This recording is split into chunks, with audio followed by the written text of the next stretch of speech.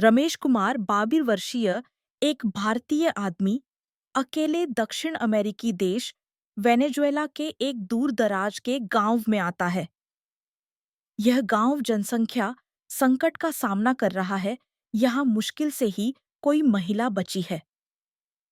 गांव की महिलाओं के अनुरोध पर वह 24 वेनेजुएला की महिलाओं के साथ मिलकर नई जिंदगी को जन्म देता है और एक प्रेरणादायक कहानी लिखता है। देखने से पहले कृपया सदस्यता लें और लाइक करें। यह हमारे लिए बहुत मायने रखता है। रमेश कुमार 52 साल का दर्पण में दिखने वाला आदमी थका हुआ और अनुभवी दिखता है। जवानी के ऊंचे सपने जीवन की चक्की में पिस गए हैं। उसका सीना खाली है, जैसे उसके सिर के बाल पतले होते जा रहे हैं। भारत में उसका जीवन सुखद नहीं था। 90 के दशक में उसने एक कपड़ा निर्यात कंपनी शुरू करने के लिए व्यवसाय में कदम रखा, लेकिन 1997 के एशियाई वित्तीय संकट से उसे भारी नुकसान हुआ। पीछे छूटा भारी कर्ज, दोस्तों का विश्वासघात और विफल का भारी लेबल। इसने उसके परिवार को गहराई से प्रभावित किया। आर्थिक कठिनाई और व्यवसाय की विफलता के दबाव ने अंततः उसकी पत्नी के साथ 10 साल की व्यवस्थित शादी को तोड़ दिया। उसने खुद को सांत्वना दी कि शुक्र है कि बच्चे नहीं हैं। शायद यह एक सौभाग्य है। उसके बाद उसका जीवन उद्देश्यहीन हो गया। इधर-उधर भटकता रहा। उसने कुली का काम किया, ऑटो चलाया, सड़क पर चाय का स्टॉल लगाया, लेकिन जीवन का बोझ कभी कम नहीं हुआ। वह लोगों के साथ गहरे संबंध स्थापित नहीं कर सका। टेलीविजन पर सफल लोगों या खुशहाल परिवारों की तस्वीरें किसी और दुनिया की कहानी की तरह लगती थीं। उसने खुद और दुनिया के बीच एक अदृश्य दीवार खड़ी कर दी, जब तक कि एक दिन उसने अचानक सब कुछ छोड़ने और चले जाने का आग्रह किया। उसे लगा कि उसके पास कुछ भी नहीं है, खोने या पछताने के लिए कुछ भी नहीं है। उसने एक पुराना विश्व मानचित्र फैलाया, अपनी आंखें बंद की और बेतरतीब ढंग से एक बिंदु पर इशारा किया। दक्षिण अमेरिका, वेनेजुएला। यह विशेष रूप से क्यों था? शायद खबर में कभी-कभार दिखाई देने वाली अराजकता और संकट ने उसके भीतर की उजाड़ तस्वीर के साथ प्रतिध्वनित किया। एक बार तेल समृद्ध देश अब राजनीतिक उथल-पुथल और आर्थिक पतन के दबाव में कराह रहा है। हालांकि कुछ लोगों ने उसे चेतावनी दी कि यह खतरनाक है, लेकिन वह अडिग रहा। वास्तव में इस तरह की निराशाजनक वास्तविकता में शामिल होना अपने अर्थहीन जीवन को समाप्त करने का अंतिम तरीका लग रहा था। वह केवल कुछ 100 रुपए और एक पुराने झोला के साथ आया था। यही उसकी सारी संपत्ति थी। काराकास हवाई अड्डे पर पहुंचने के बाद उसने अराजकता और चिंता को महसूस किया। लोगों की आंखों में सावधानी भरी हुई थी, जिसने उसके जाने के संकल्प को और मजबूत कर दिया। उसने शहर छोड़ दिया और पूर्व की ओर बढ़ता रहा। उसका अंतिम गंतव्य ओरिनोको डेल्टा था, जो एक विशाल भूमि थी जहां सभ्यता के निशान धीरे-धीरे गायब हो जाते हैं। अनगिनत अज्ञात नदियां आपस में जुड़ी हुई हैं, जिससे एक ऐसी प्राचीन भूमि बनती है जिसे मानचित्र पर मुश्किल से चिह्नित किया गया है। उसने स्थानीय लोगों से बहुत कम पैसे में एक जर्जर मोटर बोट खरीदी, जो कभी भी डूबने वाली लग रही थी। कुछ तेल बैरल और कुछ आपातकालीन राशन के अलावा उसके पास कुछ नहीं था। वह भूल-भुलैया जैसी नदियों में उद्देश्यहीन रूप से रवाना हुआ।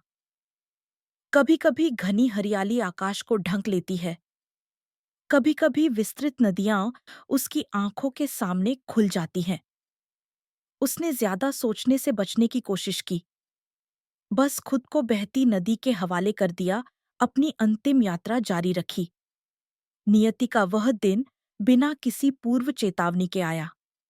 आसमान तुरंत काला हो गया और एक उष्णकटिबंधीय तूफान आ गया।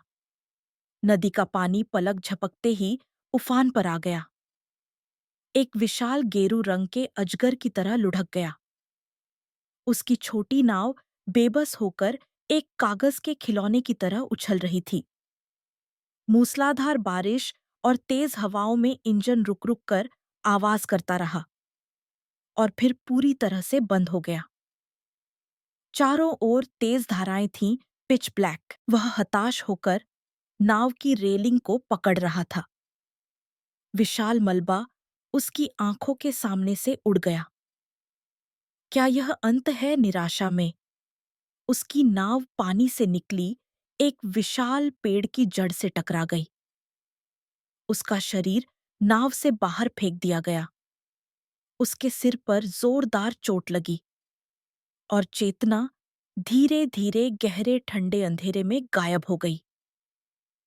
कितना समय बीता, रमेश कुमार ने धुंधली चेतना को पुनः प्राप्त किया और अपने नीचे खुरदरी चरमराहट वाली लकड़ी को महसूस किया। उसकी सारी हड्डियां दुख रही थीं और उसके सिर में भी तेज दर्द हो रहा था। उसने मुश्किल से अपनी भारी पलकें खोलीं और उसने कई अजनबी आंखें देखीं जो उसे घेरे हुए थीं। गहरे भूरे रंग की त्वचा, काले लंबे बाल, सूरज और नदी की हवा से झुलसे हुए स्वस्थ चेहरे। और उनकी आंखों की गहराई में सावधानी के साथ मिश्रित तीव्र जिज्ञासा थी। वे समझ में न आने वाली भाषा में धीमी आवाज में बात कर रही थीं और रमेश कुमार का निरीक्षण कर रही थीं। फिर एक अधेड़ उम्र की महिला, जिसका चेहरा अनुभवी था और जो ज्ञान बिखेर रही थी, सावधानी से आगे बढ़ी। उसने यह देखने के लिए कि क्या उसे बुखार है, उसके माथे को छुआ और फिर एक छोटे से कटोरे में ताड़ के पत्तों से बने एक कड़वा तरल पदार्थ उसके मुंह में डाला। रमेश कुमार ने सहज रूप से स्वीकार किया और उसे पी लिया। उसने फिर दूसरी महिलाओं से कुछ कहा। वह कहाँ था? वह कैसे जीवित रहा? अनगिनत प्रश्न उसके दिमाग में घूम रहे थे, लेकिन वह केवल यह जानकर खुश था कि वह अभी भी जीवित है। जैसे जैसे समय बीतता गया, उसकी ताकत धीरे धीरे वापस आ गई। रमेश कुमार को पता चला कि उसे वाराव लोगों ने बचाया है, जो ओरिनोको डेल्टा के भीतरी इलाकों में रहने वाले स्वदेशी लोग हैं। वे कश्ती लोग हैं जो नदी पर ऊंचे खंभों पर बने घरों में रहते हैं। वह जिस जगह पर रह रहा था, वह ऊंचे खंभों पर बने कुछ घरों का एक छोटा सा गांव था, जिसका नाम शांत जल था। लेकिन गांव का माहौल इसके नाम के विपरीत था, परेशान करने वाला और दमनकारी। सबसे आश्चर्यजनक बात यह थी कि कोई स्वस्थ वयस्क पुरुष नहीं था। अधिकांश उपस्थिति महिलाएं थीं। केवल अन्य निवासी बुजुर्ग और किशोर लड़के थे। रमेश कुमार की देखभाल करने वाली अधेड़ उम्र की महिला ईसाना गांव की बुजुर्ग और वास्तविक नेता थीं। वह थोड़ी स्पेनिश और आदिवासी भाषा बोलती थी। इसलिए रमेश कुमार ने इशारों, चित्रों और सरल स्पेनिश शब्दों के साथ संवाद करना शुरू कर दिया। ईसाना से रमेश कुमार ने शांत जल के बारे में जो कहानी सुनी, वह दुखद थी। कुछ साल पहले एक घातक महामारी, जो शायद बाहर से लाई गई थी, शायद खसरा या फ्लू, ऐसी बीमारियां जिनसे स्वदेशी लोगों के पास कोई प्रतिरक्षा नहीं है, ने पूरे गांव को तबाह कर दिया था।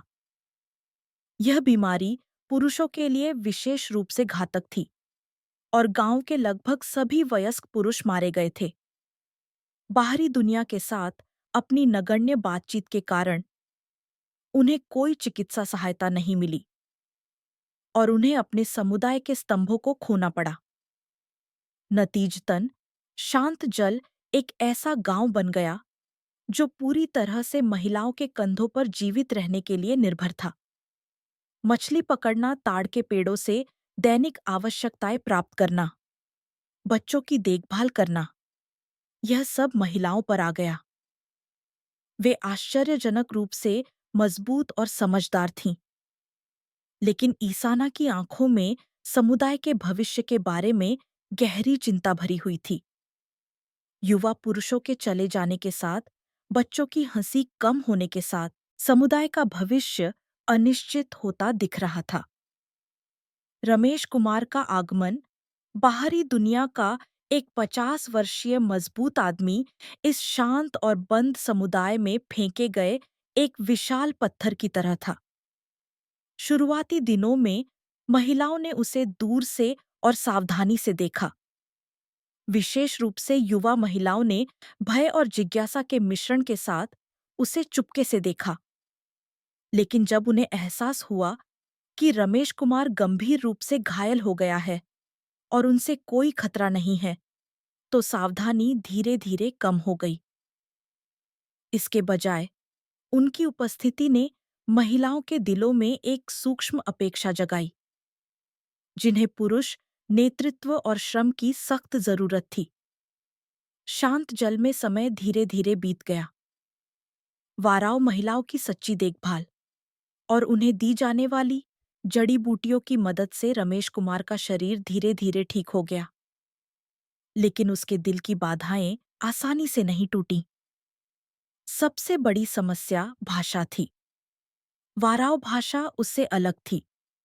जो वह जानता था, ईसाना के अलावा बहुत कम लोग स्पेनिश बोल सकते थे। कभी-कभी वह निराशा से चिल्लाना चाहता था, लेकिन उसने खुद को रोक लिया और इशारों, भावों और बॉडी लैंग्वेज के माध्यम से संवाद करने की कोशिश की। महिलाओं, खासकर बच्चों ने उसकी बेतुकी हरकतों पर ठहाके लगाए, जिससे कभी-कभी शर्मिंदगी कम हो जाती थी। उसने गांव के दैनिक जीवन का अवलोकन करना शुरू कर दिया और वाराव लोगों के जीवन के बारे में जाना।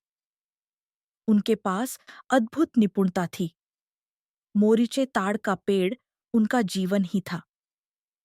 फल भोजन बन जाता है, रस पेय बन जाता है और फाइबर से मजबूत झूला टोकरियां और मछली पकड़ने की रेखाएं बनती हैं। महिलाएं मछली पकड़ने या आवश्यक सामग्री प्राप्त करने के लिए भूल भुलैया जैसी नदियों में कुशलता से कश्ती चलाती हैं। बच्चे पानी में खेलने से नहीं डरते और यहाँ तक कि युवा लड़कियां भी अपनी कश्ती को कुशलता से चला सकती हैं। लेकिन उनका जीवन बिल्कुल भी रोमांटिक नहीं है। पीने के पानी के लिए मुख्य रूप से वर्षा जल पर निर्भरता होती है, लेकिन सूखे मौसम में यह कम आपूर्ति में होता है और स्थिर पानी आसानी से दूषित हो जाता है। नतीजतन बच्चों का पेट अक्सर फूला हुआ रहता है। मछली पकड़ना हमेशा भरपूर नहीं होता है और अक्सर ऐसे दिन होते हैं जब वे खाली हाथ लौटते हैं। जब रात होती है तो एक काला अंधेरा होता है और एक बेचैनी बनी रहती है। नदी के किनारे केमैन की आंखें झिलमिलाती हैं या जगुआर की आवाजें आती हैं। रमेश कुमार का मानना था कि वह अब मुफ्त में नहीं खा पी सकता है। उसने अपने ज्ञान और अनुभव का उपयोग करके गांव में योगदान करने के तरीके खोजना शुरू कर दिया। पहली समस्या जो उसने देखी, वह पीने के पानी की समस्या थी। उसने रेत, बजरी, कोयला और नारियल के रेशे का उपयोग करके, जो उसके चारों ओर आसानी से उपलब्ध थे, एक सरल लेकिन प्रभावी बहुपरत निस्पंदन उपकरण बनाया। जब यह उपकरण वर्षा जल से गुजरता है, तो बहुत अधिक साफ पानी प्राप्त किया जा सकता है। शुरू में संशयवादी महिलाओं ने फिल्टर्ड पानी पीने और बच्चों के पेट फूलने में कमी देखने के बाद वे बहुत आश्चर्यचकित हुईं और उन्होंने अपनी कृतज्ञता व्यक्त की।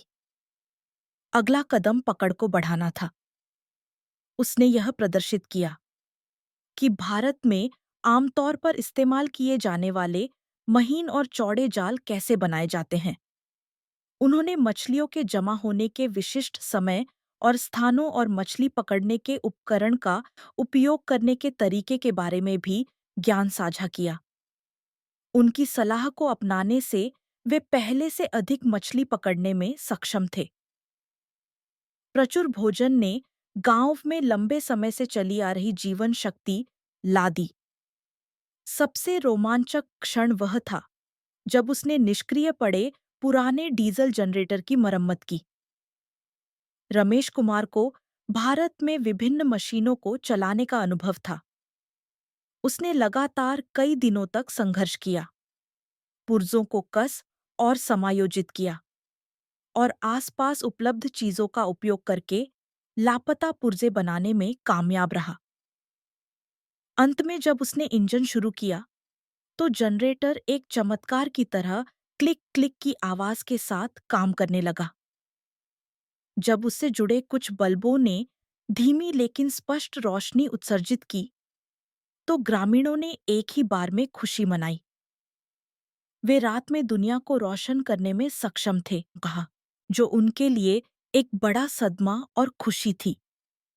बच्चे रोशनी में नाच रहे थे, जैसे कि वे एक सपने में हों, जबकि वयस्कों ने विस्मय से रमेश कुमार को देखा। इस प्रक्रिया के माध्यम से रमेश कुमार ने खुद को गांव में एक मूल्यवान अतिथि और आवश्यक उपस्थिति के रूप में स्थापित किया, न कि केवल एक अजनबी के रूप में। बेशक सांस्कृतिक मतभेदों के कारण गलतफहमियां बनी रहीं।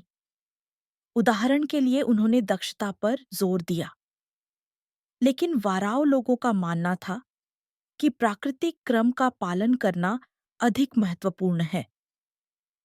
उन्होंने व्यक्तिगत प्रयासों और उपलब्धियों पर जोर दिया, लेकिन उन्होंने सामुदायिक सद्भाव और वितरण को प्राथमिकता दी। रमेश कुमार ने इन मतभेदों को पहचानने और उनका सम्मान करने की कोशिश की। उसने जल्दबाजी नहीं की और उनकी जीवन शैली में घुलने मिलने की कोशिश की। इसाना ने चुपचाप रमेश कुमार को देखा और उसकी ईमानदारी को पढ़ा। युवा महिलाओं की निगाहें भी बदलने लगीं। नायिका 20 साल की एक जिज्ञासु और बुद्धिमान लड़की कदम दर कदम रमेश कुमार के साथ चली और उसकी निजी परिचारिका के रूप में काम किया।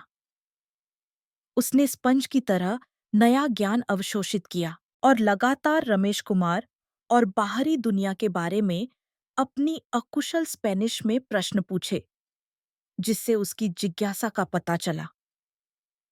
एलिना 30 साल की एक महिला जो जड़ी बूटियों में माहिर है, चुप थी, लेकिन उसने रमेश कुमार को अपनी गहरी आंखों से देखा और हर बार जब उसे चोट लगती या वह थका हुआ होता तो वह चुपचाप उसके पास आती और उसे घावों के इलाज के लिए जड़ी बूटियां देती।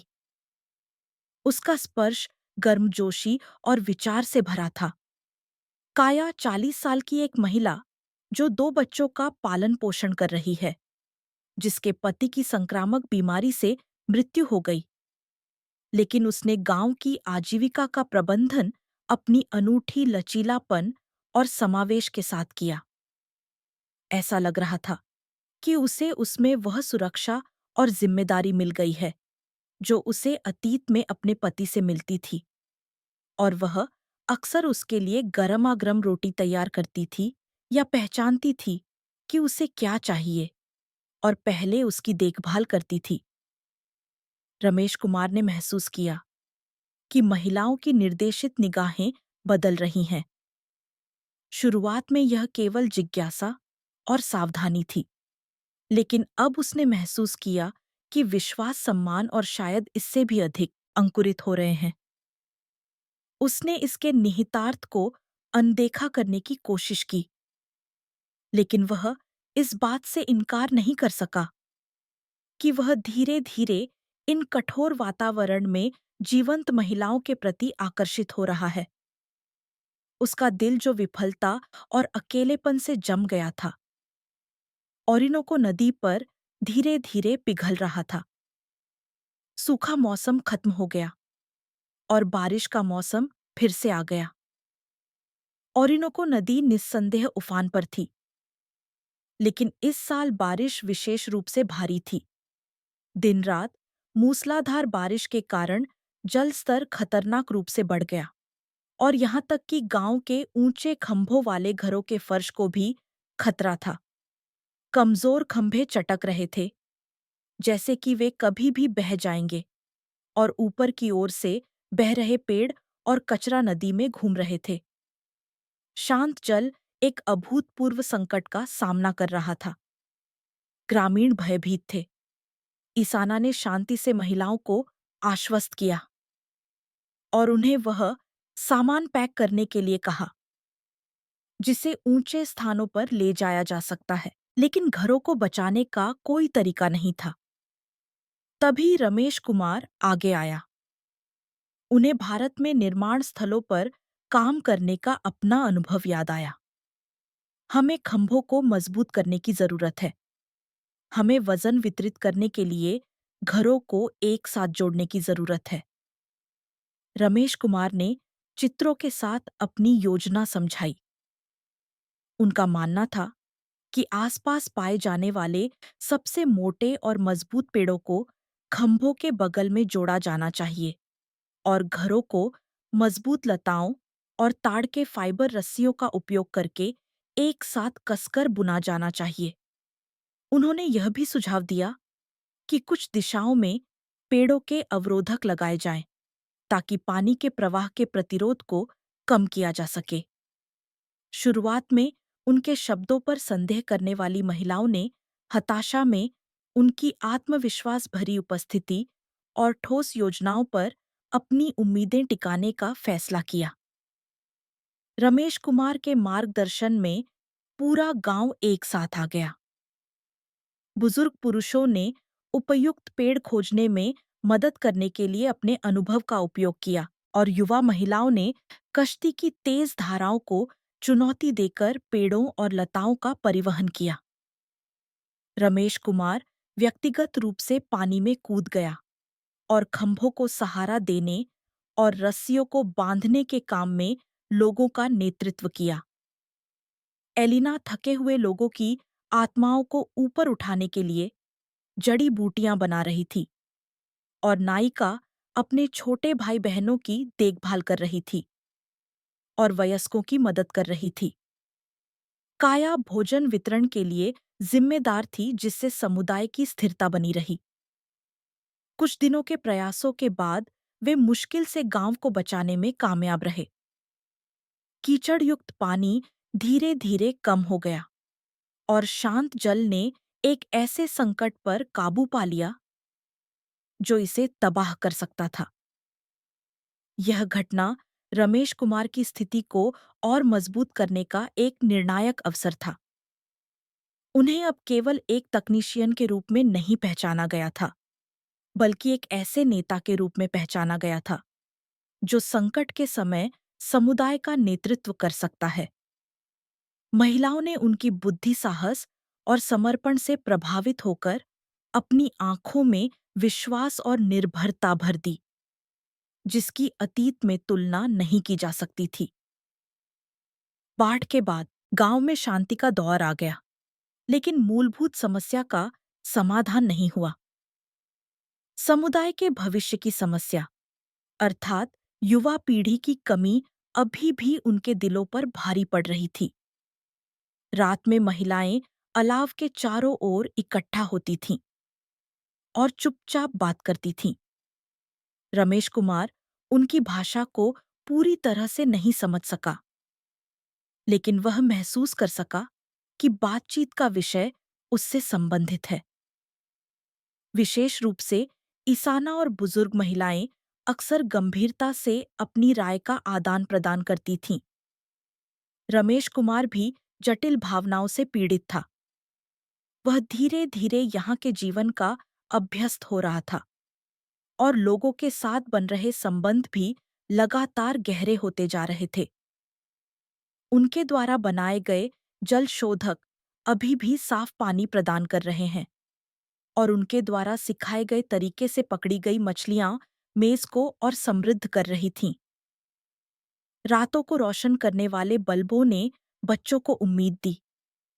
वह गहराई से महसूस कर रहा था कि वह यहाँ एक आवश्यक उपस्थिति है, लेकिन साथ ही वह अभी भी एक विदेशी था। दाल चावल के स्वाद का अचानक विचार, भारत की यादें और उस अतिवास्तविक स्थिति का एहसास जिसमें वह था, उसे भ्रमित कर रहा था। मैं यहाँ क्या कर रहा हूँ? मैं कब तक ऐसे जी सकता हूँ? एक ओर एक तर्कसंगत आवाज ने उसे छोड़ देने के लिए कहा, लेकिन दूसरी ओर उन लोगों की जिम्मेदारी को पूरा न करने की भावना, जिन्होंने उसे बचाया, एक जीवन के अर्थ को याद न करने की भावना, जो उसे यहाँ मिली थी, उसे जोर से झकझोर रही थी। हर रात वह अपने झूला पर लेटा रहता था, सो नहीं पाता था और ओरिनोको नदी पर काली लहरों को देखता था। नदी चुपचाप बह रही थी, लेकिन ऐसा लग रहा था कि उसका भाग्य अपरिवर्तनीय दिशा में बह रहा है। एक पूर्णिमा की रात, जब एक पूर्णिमा ने ओरिनोको नदी को चांदी में बदल दिया, इसाना और गांव की प्रमुख महिलाएं, नायिका एलिना काया और सभी उम्र के प्रतिनिधि रमेश कुमार के ऊंचे घर में आईं। उनके चेहरे पहले से कहीं अधिक गंभीर थे और वातावरण गंभीर और उदास था। रमेश कुमार ने सहज रूप से महसूस किया कि आने वाली चीज आ गई है। इसाना ने धीरे-धीरे और सावधानी से बात की। उन्होंने सबसे पहले रमेश कुमार के आने के बाद गांव में हुए सकारात्मक बदलावों के बारे में शांत की और अपनी गहरी कृतज्ञता व्यक्त की। उन्होंने साफ सांचे से गांव को बचाने के लिए उनके समर्पण, बढ़ी हुई भोजन, रातों को रोशन करने वाली रोशनी और सबसे बढ़कर बाढ़ के दौरान दिखाए गए साहस और बुद्धि की प्रशंसा की। रमेश कुमार, इसाना की आवाज धीमी और गंभीर थी। आप केवल एक अतिथि नहीं हैं, आप शायद महान आत्मा द्वारा हमें दिया गया शांत जल का उपहार हैं। वह रुकी और रमेश कुमार की आंखों में गहराई से देखा। फिर उन्होंने गांव के सामने मौजूद हताश संकट के बारे में बताया, अर्थात पुरुषों की कमी के कारण समुदाय के धीरे-धीरे गायब होने की संभावना के बारे में। उन्होंने कांपती हुई आवाज में कहा, एक खाली गांव, बच्चों की हंसी गायब हो जाना, यह एक भयानक बात है। हम आपसे हमारे जनजाति की नई शुरुआत के बीज बनने की गुहार लगाते हैं। ईसाना आखिरकार मुद्दे पर आई। हमारी महिलाओं के पति बने और इस भूमि पर नई जिंदगी जारी रखें। हमारे बच्चों के पिता बने और इस समुदाय का पुनर्निर्माण करें। प्रस्ताव की सामग्री चौंकाने वाली थी। न केवल एक व्यक्ति, बल्कि गांव की सभी प्रजनन योग्य महिलाएं, 30 साल की कुंवारी नायिका से लेकर 40 साल की विधवा काया तक और दर्जनों अन्य महिलाएं उनसे अपना पति बनने के लिए कह रही थीं। मिसाना ने जोर देकर कहा कि यह उनके रीति रिवाजों के अनुसार लिया गया एक निर्णय था, न कि तुच्छ या अपमानजनक।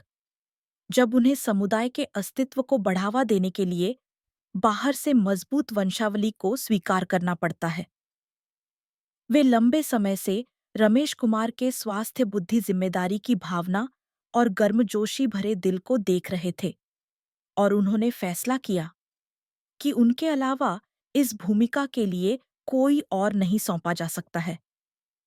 रमेश कुमार चकित रह गया, जैसे उसे हथौड़े से सिर पर मारा गया हो। ऐसा लग रहा था कि खून पूरे शरीर में बह रहा है और ठंडा हो रहा है। यह कुछ ऐसा था जिसे भारतीय समाज की नैतिकता और सामान्य ज्ञान स्वीकार या कल्पना नहीं कर सकता था। न केवल एक महिला, बल्कि दर्जनों पत्नियां। जाति का अंतर भी एक मुद्दा था, लेकिन अधिक मौलिक सांस्कृतिक और नैतिक बाधाएं उसका गला घोंट रही थीं। वह कुछ नहीं कह सका, बस वहां बेवकूफ बनकर बैठा रहा। उस रात से रमेश कुमार गहरे संकट में डूब गया। वह सो नहीं सका, यहां तक कि ठीक से निगल भी नहीं पा रहा था। उसके दिमाग में एक तीव्र आंतरिक संघर्ष छिड़ गया।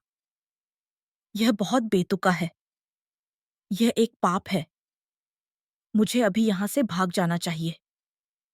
लेकिन साथ ही वह उन निराश और शुद्ध आंखों को निराश नहीं कर सका जिन्होंने उसे बचाया, उसे परिवार की तरह गले लगाया और अब समुदाय के अस्तित्व को उसे सौंपना चाहते हैं। बाढ़ में उसके संघर्ष के क्षण, बच्चों की स्पष्ट हंसी, महिलाओं का गर्मजोशी भरा प्यार और उस पर लगातार बढ़ता विश्वास, सब कुछ उसकी टखनों को पकड़ रहा था। कई दिनों तक वह अपने झूला पर लेटा रहा, केवल नदी को घूरता रहा या अकेले ही कश्ती में सवार होकर सुनसान नदियों में भटकता रहा और चिंतन में डूब गया। उसका दिमाग भारत में एक विफल जीवन और यहाँ एक सार्थक जीवन से भरा था। एक बिना बच्चों की निस्संतान शादी, एक पिता के रूप में जिम्मेदारी की भावना जो उसने अपने जीवन में कभी महसूस नहीं की थी। एक विचित्र और तीव्र प्रलोभन कि यह शायद भगवान द्वारा उसे दिया गया अंतिम अवसर है, सिर उठा रहा था। उसे यह एहसास होने लगा कि यह सिर्फ एक यौन आवश्यकता नहीं है, बल्कि अस्तित्व के लिए एक हताश संघर्ष है और उस पर पूर्ण विश्वास की अभिव्यक्ति है। वह ईसाना को फिर से देखने गया और बहुत देर तक बात की। उन्होंने अपनी सांस्कृतिक पृष्ठभूमि और नैतिकता के बारे में खुलकर बात की और समझाया कि यह प्रस्ताव उनके लिए कितना चौंकाने वाला और बोझिल था। ईसाना ने धैर्यपूर्वक उसे सुना और वाराव लोगों के मूल्यों और उनकी समुदाय उन्मुख सोच को फिर से समझाया। उसने उस पर दबाव नहीं डाला। उसने बस कहा कि वह रमेश कुमार के फैसले का सम्मान करेगी और इंतजार करेगी। रमेश कुमार ने गांव की प्रत्येक महिला के चेहरे को एक-एक करके याद किया। जिज्ञासु नायिका शांत लेकिन मजबूत एलिना, गर्मजोशी भरी और समर्पित काया और अनगिनत अन्य महिलाएं। उन्हें एहसास हुआ कि वह उनके जीवन और समुदाय के भविष्य में कितना गहरा है। अगर उसने प्रस्ताव को अस्वीकार कर दिया और चला गया, तो उसने महसूस किया कि वह अपना शेष जीवन अपराध बोध और पछतावे में बिता सकता है। अंत में लंबे विचार विमर्श के बाद रमेश कुमार ने एक निर्णय लिया। उन्होंने सभी ग्रामीणों के सामने कांपती हुई आवाज में अपना फैसला सुनाया। मैं आपका प्रस्ताव स्वीकार करूंगा। उनकी आवाज भारी थी, लेकिन उनकी आंखों में एक गंभीर दृढ़ संकल्प भरा हुआ था। लेकिन मुझसे वादा करो, मैं यहाँ की प्रत्येक महिला का समान रूप से सम्मान करूंगा और एक पति-पिता और समुदाय के सदस्य के रूप में अपनी सभी जिम्मेदारियों को निभाऊंगा। पैदा होने वाले बच्चे हमारे बच्चे होंगे और हमें उन्हें प्यार और ज्ञान से एक साथ पालना होगा। मैं आपके साथ मिलकर इस गांव की रक्षा और पोषण करूंगा और अपनी हड्डियों को शांत जल में दफनाने के लिए तैयार हूं। उनकी घोषणा में चौक में एक पल के लिए भारी खामोशी छा गई। जल्द ही ईसाना से शुरू होकर महिलाओं ने एक-एक करके रोना शुरू कर दिया और अपनी खुशी और राहत व्यक्त की। कुछ एक दूसरे को गले लगा रहे थे, जबकि कुछ चुपचाप सिर हिला रहे थे। उस रात वाराव लोगों की परंपरा के अनुसार यह पुष्टि करने के लिए एक गंभीर और पवित्र समारोह आयोजित किया गया कि रमेश कुमार और गांव की सभी महिलाएं एक भाग्य के समुदाय हैं। यह शादी कम थी और अस्तित्व और भविष्य के लिए की गई एक गहरी और हताश प्रतिज्ञा अधिक थी। रमेश कुमार ने महसूस किया कि उसने एक ऐसी नदी पार कर ली है जहां से वापस लौटना संभव नहीं है। उसका नया जीवन ओरिनोको नदी पर एक सुंदर और भारी भाग्य अब भी शुरू हुआ था। रमेश कुमार का जीवन बस एक समुद्र परिवर्तन था। रातों रात वह दर्जनों महिलाओं के पति और अनगिनत अजन्मे बच्चों के पिता बन गए। कंधों पर जिम्मेदारी का बोझ कल्पना से परे था, लेकिन साथ ही एक ऐसी आग जो उसने पहले कभी महसूस नहीं की थी, उसके दिल को भर रही थी। और भारतीय तत्वों के साथ जारी सबसे पहले इस अनोखे परिवार के रूप को सद्भाव और व्यवस्था में बनाए रखना जरूरी था। उन्होंने ईसाना और अन्य बुजुर्ग महिलाओं से सलाह मांगी और वराव लोगों की पारंपरिक सामुदायिक प्रबंधन विधियों का सम्मान करने की कोशिश की। इसके अतिरिक्त उन्होंने पंचायत की भारतीय अवधारणा का भी अध्ययन किया, जहां समुदाय के बुजुर्ग महत्वपूर्ण मामलों पर निर्णय लेते हैं। उन्होंने अपनी सभी पत्नियों के साथ समान व्यवहार करने की कोशिश की, यह सुनिश्चित करते हुए कि प्रत्येक को पर्याप्त ध्यान और संसाधन मिले। वह दिन में एक साथ काम करते थे और शाम को एक निर्धारित क्रम में प्रत्येक पत्नी के घर जाते थे।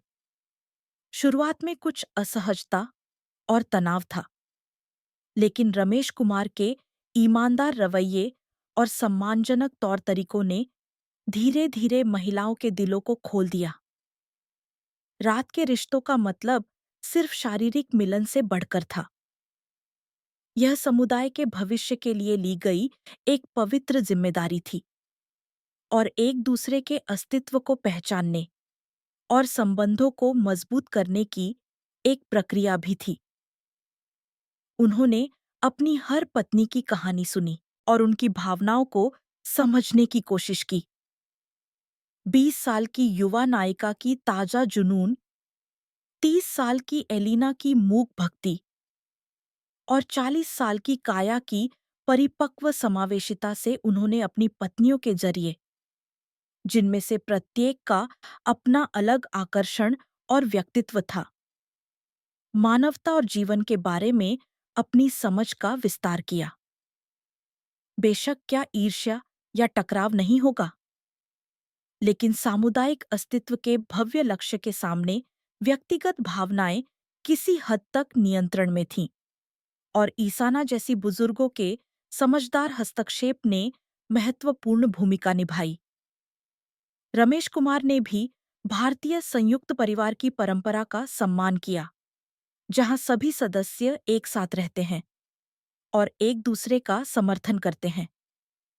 समय के साथ नया जीवन चमत्कारिक ढंग से आकार लेने लगा। जब नायिका ने पहली बार अपनी गर्भावस्था की खबर की घोषणा की, तो पूरे गांव में उत्सव का माहौल था। महिलाओं ने एक साथ होली जैसा त्योहार मनाया, रंगों और हंसी के साथ खुशी मनाते हुए। जल्द ही एलिना काया और अन्य युवा महिलाओं ने भी अपनी गर्भावस्था की खबर की घोषणा की। भारी भावनाओं के अलावा रमेश कुमार को वास्तविक समस्याओं के बारे में और ज्यादा चिंता होने लगी। वह इस बढ़ते परिवार का भरण पोषण कैसे करेगा?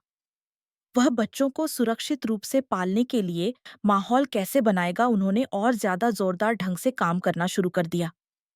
दिन में उन्होंने और ज्यादा बड़े खेतों को साफ किया, कसावा और मक्का की खेती बढ़ाई और कुशल मछली पकड़ने के जाल और जाल का आविष्कार करके प्रोटीन का एक स्थिर स्रोत सुनिश्चित करने की कोशिश की। शाम को उन्होंने जनरेटर से आने वाली रोशनी में बच्चों के लिए साधारण खिलौने बनाए या अपनी पत्नियों के साथ भविष्य की योजनाएं बनाई। वह अकेले नहीं थे। उनकी पत्नियों ने अपनी क्षमताओं और भूमिकाओं के हिसाब से अपनी ताकत का योगदान दिया। एलिना ने अपनी जड़ी बूटियों के ज्ञान का उपयोग गर्भवती महिलाओं और बच्चों के स्वास्थ्य का ख्याल रखने के लिए किया, और काया ने परिवारों के प्रबंधन में अपने अनुभव का उपयोग भोजन के वितरण और भंडारण को कुशलता से प्रबंधित करने के लिए किया। नायिका ने रमेश कुमार द्वारा सिखाई गई नई तकनीकों को तेजी से सीखकर और उन्हें अन्य महिलाओं तक फैलाकर अपनी बुद्धिमत्ता का प्रदर्शन किया। उन्होंने रंगोली बनाने और भजन गाने की भारतीय परंपराओं को भी गांव में लाया, जिससे समुदाय की भावना को और बढ़ावा मिला। अपने पहले बच्चे के जन्म के दिन रमेश कुमार ने अपने जीवन का सबसे अच्छा पल बिताया। उस छोटे से जीवन की जोरदार चीख ने उनके दिल पर जोर से प्रहार किया। उन्होंने अपने अनाड़ी हाथों से उस खून से लथपथ बच्चे को पकड़ा और उत्साह के आंसू बहाए। उनका पहला बच्चा नायिका का बेटा था। उन्होंने पारंपरिक भारतीय ढंग से बच्चे को चांदी का कड़ा पहनाया और उसका नाम रखा। जल्द ही एलिना की बेटी काया का बेटा और अन्य पत्नियों के बच्चे भी दुनिया में आने लगे। गांव एक बार फिर बच्चों की हंसी और चीखों से भर गया। कुछ ही सालों में रमेश कुमार 20 से ज्यादा बच्चों के पिता बन गए। लेकिन खुशी के पीछे कठिनाई छिपी हुई थी। आबादी में वृद्धि के कारण जल्द ही भोजन की कमी हो गई, खासकर सूखे मौसम में जब नदी का पानी कम हो गया, जिससे मछली पकड़ना मुश्किल हो गया और खेतों में खड़ी फसलें सूख गईं। यह एक कठिन समय था, जब हर किसी को अपनी कमर कसनी पड़ी। रमेश कुमार ने व्यापारियों के साथ व्यापार करके आपातकालीन भोजन आपूर्ति प्राप्त करने की कोशिश की, लेकिन वेनेजुएला की अत्यधिक मुद्रास्फीति और वस्तुओं की कमी ने दूर-दराज के गांवों को भी प्रभावित किया। इसलिए यह आसान नहीं था। इससे भी बदतर बात यह थी कि बच्चों में त्वचा रोग फैलने लगा। पहले कुछ बच्चों पर दिखाई देने वाले चकत्ते धीरे-धीरे अन्य बच्चों तक फैल गए। एलिना ने जड़ी बूटियों का उपयोग करने की कोशिश की, लेकिन इसका बहुत कम असर हुआ। इस स्थिति में आधुनिक चिकित्सा की मदद के बिना बीमारी का कारण निर्धारित करना भी संभव नहीं था। दुखद बच्चों और अपनी पत्नियों के चिंतित चेहरों को देखकर रमेश कुमार में असहायता की गहरी भावना भर गई। उन्होंने खुद को दोषी ठहराया कि क्या उन्होंने बच्चों को खतरे में डाल दिया है। तभी एक अप्रत्याशित खतरा आ गया। वे नदी के ऊपरी हिस्से में सोने का अवैध खनन करने वाले खनिक थे। वे पारा का उपयोग करके नदी को प्रदूषित कर रहे थे और धीरे-धीरे अपनी गतिविधियों का विस्तार कर रहे थे। यहाँ तक कि शांत जल के पास भी पहुंच गए थे। शांत जल के निवासियों के लिए, जो हमेशा एक शांत जीवन जीते थे और बाहरी दुनिया के साथ संपर्क से बचते थे, उनकी उपस्थिति अपने आप में एक डरावनी बात थी। गांव एक बार फिर संकट में था। भोजन की कमी, बीमारियां और यहाँ तक कि बाहरी खतरा। रमेश कुमार ने हताशा में अपने दांत किटकिटाए। वह हार नहीं मान सकता था। उस पर विश्वास और भरोसा करने वाली दर्जनों पत्नियां और बच्चे थे। उन्होंने ईसाना और अन्य बुजुर्गों के साथ पूरी रात जागकर समाधान खोजने की कोशिश की।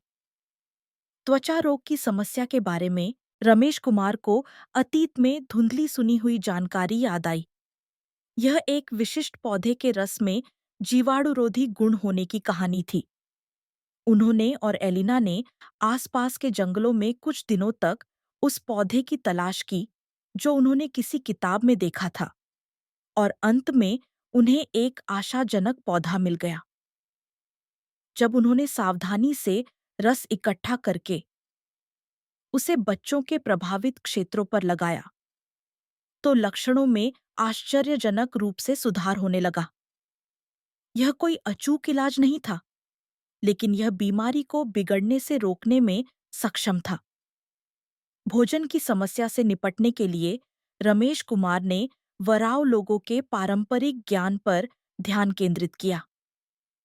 उन्होंने बुजुर्गों से सीखा कि सूखे मौसम में भी कुछ नदियों की गहराई में मछलियां इकट्ठा होती हैं, और उन्होंने उन जगहों पर ध्यान केंद्रित करके भोजन की कमी को कुछ हद तक कम करने में कामयाबी हासिल की। उन्होंने नमक और कपड़े जैसी जरूरी चीजों को धीरे-धीरे सुरक्षित करने के लिए व्यापार मार्गों में भी विविधता लाई। उन्होंने गांव के कुएं की मरम्मत करने और वर्षा जल संचयन प्रणाली बनाने के लिए भी भारतीय तकनीक का उपयोग किया। सबसे मुश्किल समस्या अवैध खनिक थे। सीधे उनसे मुकाबला करना काफी नहीं था। रमेश कुमार ने वराव लोगों की बुद्धिमत्ता से प्रेरणा लेने का फैसला किया। सैकड़ों सालों से वे ओरिनोको डेल्टा के जटिल जलमार्गों का उपयोग बाहरी आक्रमण से बचने के लिए करते रहे थे।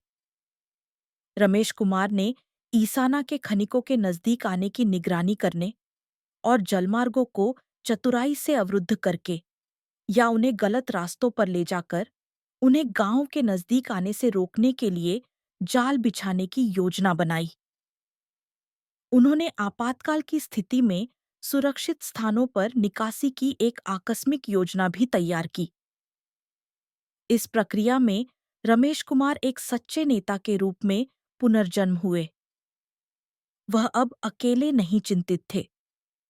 वह लगातार अपनी पत्नियों के साथ संवाद करते थे, उनकी बुद्धिमत्ता और अनुभव का सम्मान करते थे और एक साथ समस्याओं का समाधान करते थे। संकट के समय उन्होंने शांत और दृढ़ संकल्प दिखाया और उनके समर्पण ने पूरे समुदाय के साहस और उम्मीद को प्रेरित किया।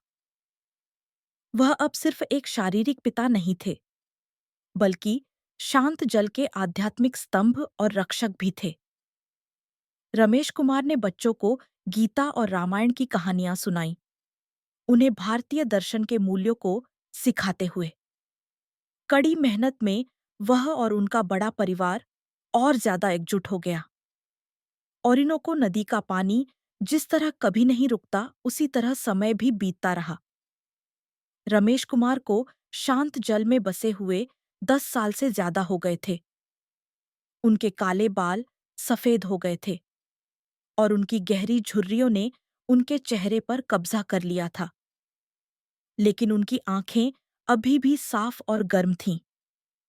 वह अब एक वास्तविक विस्तारित परिवार के मुखिया हैं और शांत जल समुदाय में एक सम्मानित बुजुर्ग हैं। उनकी पत्नियां अभी भी उनके साथ हैं, जो उनसे प्यार करती हैं और उनका समर्थन करती हैं। सालों में कुछ पहले ही आगे बढ़ चुकी हैं, लेकिन पीछे रहने वालों ने एक दूसरे पर भरोसा किया और रमेश कुमार के साथ मिलकर परिवार का नेतृत्व किया। नायिका जिसने उन्हें पहली गर्भावस्था की खुशी दी थी, एक अधेड़ उम्र की महिला बन गई हैं और ईसाना के काम को आगे बढ़ाने के लिए अगली पीढ़ी की नेता बनने के लिए बढ़ी हैं। जबकि एलिना एक सफेद बालों वाली दादी बन गई हैं, लेकिन वह अभी भी अपने जड़ी बूटियों के व्यापक ज्ञान का उपयोग गांव के लोगों के स्वास्थ्य का ख्याल रखने के लिए करती हैं। मजबूत और गर्म काया भी मुस्कुराती हुई दादी बन गई हैं और अक्सर अपने पोते पोतियों के लिए पुराने गाने गाती हैं। सबसे बड़ा बदलाव उनके बच्चों में आया था। बच्चों की संख्या, जो पहले 20 से ज्यादा थी, अब बढ़कर 30 और 40 हो गई थी और पहली पीढ़ी के बच्चे वयस्क हो गए थे। उन्होंने अपने पिता रमेश कुमार की तर्कसंगत सोच और ज्ञान और अपनी माँ वराव लोगों के मजबूत अस्तित्व कौशल और प्रकृति के अनुकूल ज्ञान को विरासत में पाया था। वे 2 भाषाएं बोलते थे, कुशलता से कश्ती चलाते थे और साधारण मशीनों की मरम्मत करना जानते थे। उनके बच्चों को अपनी पहचान को लेकर कोई भ्रम नहीं था।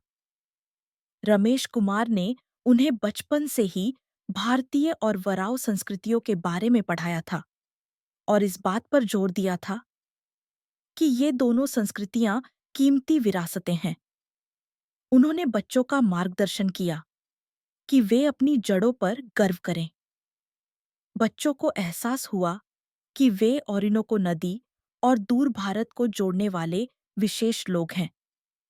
उनका मिश्रित रक्त होना अब एक कमजोरी नहीं था, बल्कि एक व्यापक दुनिया को समझने और अपनाने की एक क्षमता थी। शांत जल अब अतीत का दूर दराज और उदास गांव नहीं रहा। रमेश कुमार और पूरे समुदाय के प्रयासों के लिए धन्यवाद। गांव एक ज्यादा स्थिर और जीवंत जगह में बदल गया है। अनाज उत्पादन स्थिर हो गया है और बुनियादी स्वच्छता और आवास की स्थिति में भी सुधार हुआ है। कुछ युवा लोगों ने रमेश कुमार की व्यवस्था के जरिए बाहरी दुनिया में शिक्षा भी प्राप्त की है और गांव के विकास में योगदान करने के लिए वापस लौट आए हैं। एक ने सरल चिकित्सा देखभाल और प्राथमिक चिकित्सा प्रदान करने का ज्ञान सीखा है और एलिना की मदद करता है, और दूसरे ने बाहरी दुनिया के साथ शिक्षा के प्रबंधन की भूमिका को और ज्यादा कुशलता से संभाला है।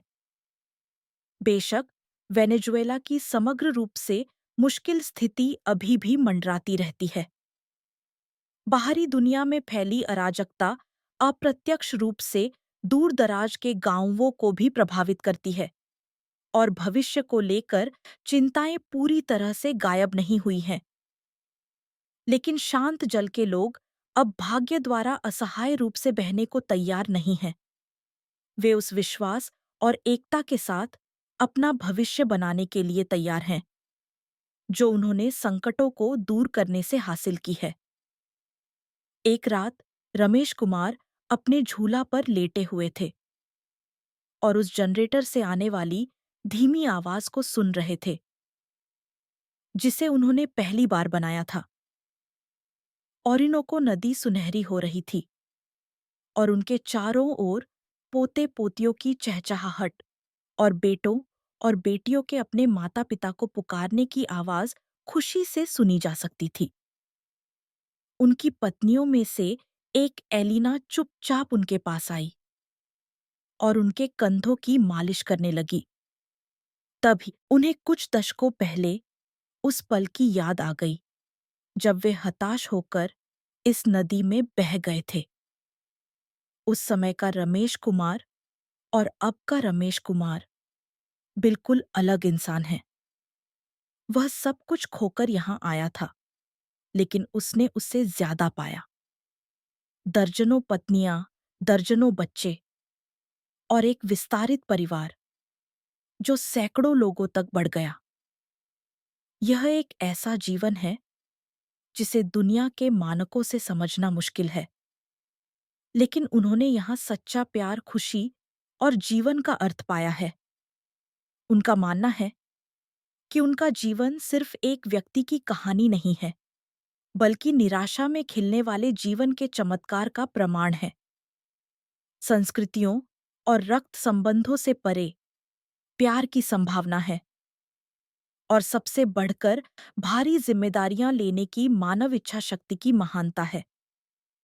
उनकी उम्मीद है कि उनकी आने वाली पीढ़ियां उनकी और उनकी वराव पत्नियों की तरह ही प्यार और कद्र करेंगी और ज्यादा मजबूत और समझदार तरीके से इस समुदाय का नेतृत्व करेंगी। रमेश कुमार ने शांत मुस्कुराहट के साथ धीरे धीरे अपनी आंखें बंद कर लीं। ओरिनोको नदी अभी भी धीरे धीरे बह रही है और शांत जल का दिल शांत जल उनके बड़े परिवार के साथ उत्साह से धड़क रहा है। उनकी कहानी अभी खत्म नहीं हुई है। यह अब उनकी आने वाली पीढ़ियों तक जारी रहेगी और ओरिनोको नदी पर उम्मीद का एक नया इतिहास लिखेगी। एक इंसान का चमत्कारिक जीवन जो दुनिया के अंत में एक भूली हुई नदी से शुरू हुआ था, एक किंवदंती के रूप में गुजर रहा है। ओरिनोको नदी की लहरें दशकों को अपने साथ ले जाती हैं। रमेश कुमार के बाल अब बर्फ की तरह सफेद हैं और उनके मजबूत कंधे समय के दबाव में थोड़े झुक गए हैं। वह 80 साल से ज्यादा के हो गए हैं। जवानी की उनकी तूफानी ऊर्जा को शांत झील जैसी शांति ने बदल दिया है, लेकिन उनकी गहरी झुर्रियों वाली आंखें अभी भी साफ बुद्धिमत्ता और गर्म जुनून से भरी हुई हैं। शांत जल बहुत स्थिर और समृद्ध हो गया है, जिसकी तुलना उस समय से नहीं की जा सकती जब उन्होंने पहली बार इस पर कदम रखा था। ऊंचे घरों को और ज्यादा मजबूती से ठीक कर लिया गया है और उन्होंने पहली बार जो जल शोधन प्रणाली बनाई थी, वह अब गांव में एक मानक है जो साफ पानी प्रदान करती है। शाम को बल्बों की रोशनी हालांकि धीमी है, लेकिन गांव के हर कोने को रोशन करती है। यह अब कोई अजीब दृश्य नहीं है, बल्कि एक शांत दैनिक जीवन का दृश्य है। गांव थोड़ा और फैल गया है, लेकिन यह अभी भी प्रकृति के साथ सद्भाव में मिल गया है और अपनी अलग पहचान बनाए हुए है। बाहरी दुनिया से आने वाली परेशान करने वाली खबरें कभी-कभी नदी के रास्ते आ जाती हैं, लेकिन शांत जल अपनी मजबूत जीवन शक्ति के साथ शांत बना रहता है, जैसे कि इसे समय की धारा से थोड़ा अलग कर दिया गया हो। रमेश कुमार का दिन अब शारीरिक श्रम के बजाय समुदाय के आध्यात्मिक केंद्र की भूमिका के ज्यादा करीब है। सुबह उनके पोते पोतियां उनके प्राचीन झूला के चारों ओर इकट्ठा होते हैं और चहचहाते हैं। वे अलग-अलग त्वचा और बालों के रंग वाले बच्चे हैं, लेकिन उन सभी को उनकी गोद में बैठकर कहानियां सुनना अच्छा लगता है। रमेश कुमार अब पुरानी कहानियां सुनाते हैं और अपनी टूटी-फूटी स्पेनिश के साथ हिंदी, जो कि अब बहुत धारा प्रवाह हो गई है, को मिलाते हैं। भारत की परंपराओं के बारे में मजेदार कहानियां, एक दूरदराज के देश की कहानियां जो समुद्र के उस पार है, उनके जवानी के साहसिक कारनामों के बारे में कहानियां, यहाँ तक कि एक्वा और ट्रैंक्विलस में एक साथ संकटों को दूर करने की वीर कहानियां भी। बच्चे उनकी कहानियां सुनते हैं, उनकी आंखें चमकती हैं और कभी-कभी उन्हें दादाजी कहते हैं। वे उन्हें बापूजी भी कहते हैं और उनसे और कहानियां सुनाने के लिए कहते हैं। उनके साथ रहने वाली उनकी पत्नियां उनके पास हैं। नायिका जिसने उन्हें पहली गर्भावस्था की खुशी दी थी, गांव की एक सम्मानित महिला नेता बन गई हैं, जो ईसाना के पदचिन्हों पर चलते हुए समझदारी से समुदाय का नेतृत्व कर रही हैं। चुपचाप उनकी देखभाल करने वाली एलिना एक सफेद बालों वाली दादी बन गई हैं, लेकिन वह अभी भी अपने जड़ी बूटियों के व्यापक ज्ञान का उपयोग गांव के लोगों के स्वास्थ्य का ख्याल रखने के लिए करती हैं। मजबूत और गर्मकाया भी मुस्कुराती हुई दादी बन गई हैं और अक्सर अपने पोते पोतियों के लिए पुराने गाने गाती हैं। सालों में उनकी कई पत्नियां नदी पार करके आत्माओं की भूमि में चली गई हैं, लेकिन पीछे रहने वाले एक दूसरे के गहरे साथी और मजबूत समर्थक हैं, और रमेश कुमार का मजबूत समर्थन है। उनके रिश्ते उस जुनून से अलग हैं जो उनके युवा दिनों में था, लेकिन यह आराम और गहरे विश्वास और स्नेह से भरा हुआ है, जिसे लंबे समय तक एक साथ बनाने के बाद हासिल किया जाता है। वे बिना कुछ कहे एक दूसरे के दिलों को पढ़ सकते हैं, चुपचाप एक कप चाय बांट सकते हैं या एक साथ सूर्यास्त देख सकते हैं। दिन में रमेश कुमार गांवों को आगे बढ़ते हुए देखते हैं और संतुष्टि महसूस करते हैं। उनके बड़े बेटे अब बहुत अच्छे गृहस्वामी हैं और युवा लोगों को मछली पकड़ने या शिकार करने के लिए बाहर ले जाते हैं। वे अपने पिता द्वारा सिखाए गए प्रभावी तरीकों और वराव लोगों के पारंपरिक ज्ञान को मिलाकर अपनी आजीविका की जिम्मेदारियों को कुशलता से निभाते हैं। उनकी बेटियां अपनी माताओं की तरह मजबूत और समझदार महिलाएं बनकर बड़ी हो रही हैं। वे बच्चों को पढ़ाती हैं, सुंदर हस्तशिल्प बनाती हैं या समुदाय के घरों का प्रबंधन करती हैं। खासकर उनके कुछ बच्चे दोनों संस्कृतियों की ताकत का उपयोग अद्वितीय भूमिकाएं निभाने के लिए करते हैं। एक बेटा, जो बाहरी दुनिया के साथ व्यापार करने का प्रभारी है, अपने पिता द्वारा सिखाई गई लेखांकन और सौदेबाजी कौशल को वराव लोगों की सावधानी के साथ मिलाकर समुदाय के लिए मुनाफा लाता है। जबकि एलिना की बेटी अपनी माँ के जड़ी बूटियों के ज्ञान को रमेश कुमार द्वारा सिखाई गई बुनियादी स्वच्छता और प्राथमिक चिकित्सा के ज्ञान के साथ मिलाकर गांव में एक चिकित्सक की महत्वपूर्ण भूमिका निभाती है। रमेश कुमार द्वारा बोया गया बीज अब एक हरे भरे पेड़ के रूप में बड़ा हो गया है, जो उनकी कल्पना से परे है, और यह पूरे समुदाय को सहारा देने वाला एक खंभा बन गया है। एक दोपहर गांव के चौक पर एक छोटा सा त्योहार आयोजित किया गया। यह ईश्वर को भरपूर फसल देने और नवजात शिशुओं को आशीर्वाद देने के लिए धन्यवाद कहने की जगह थी। स्वादिष्ट भुनी हुई मछली चावल दाल और रोटी की सुगंध फैल रही थी, और बच्चों की हंसी और वयस्कों के आनंदपूर्ण गाने नदी के किनारे गूंज रहे थे। रमेश कुमार उस झूला पर बैठे थे, जिसे बेहतरीन जगह पर तैयार किया गया था, और इस दृश्य को देख रहे थे। वह अब कमान नहीं संभालते या नेतृत्व नहीं करते। वह बस लोगों को अपनी कोमल मुस्कुराहट से जवाब देते हैं और अपने पास आने वाले पोते पोतियों के सिर पर थपथपाते हैं और मजाक करते हैं। लोग उनका सम्मान करते हैं, लेकिन उन्हें असहज महसूस नहीं कराते। वह एक निरंकुश नेता नहीं है, बल्कि सभी के दादा पिता और समझदार सलाहकार हैं। एक युवा उनके पास आता है और उन्हें सबसे अच्छा पका हुआ आम देता है, और एक युवा पोती अनाड़ी तरीके से उनके गले में फूलों की माला पहनाती है। वह उन साधारण उपहारों में शामिल दिली प्यार और सम्मान को महसूस करते हैं और अभिभूत करने वाली भावना महसूस करते हैं। यह वह महान चीज है जो उन्होंने अपने जीवन में हासिल की है। शाम के वक्त जब त्योहार लगभग खत्म होने वाला होता है, रमेश कुमार धीरे से उठते हैं और नदी के किनारे की ओर चलते हैं।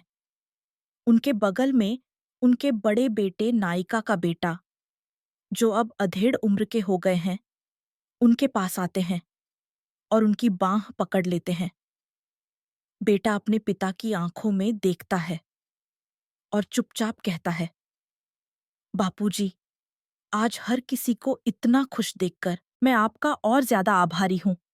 अगर आप नहीं होते तो शायद हमारा गांव अस्तित्व में नहीं होता। रमेश कुमार धीरे से अपने बेटे के कंधे पर थपथपाते हैं और जवाब देते हैं, नहीं बेटा, मैंने अकेले कुछ भी नहीं किया। यह इसलिए मुमकिन हुआ क्योंकि हमने सबने मिलकर किया। अगर तुम्हारी माताओं की ताकत और बुद्धिमत्ता और तुम सब लोगों की मेहनत नहीं होती, तो यह नामुमकिन होता। जब मेरी जरूरत थी, तब मैं यहां था। उनके शब्दों में कोई दिखावा या विनम्रता नहीं थी।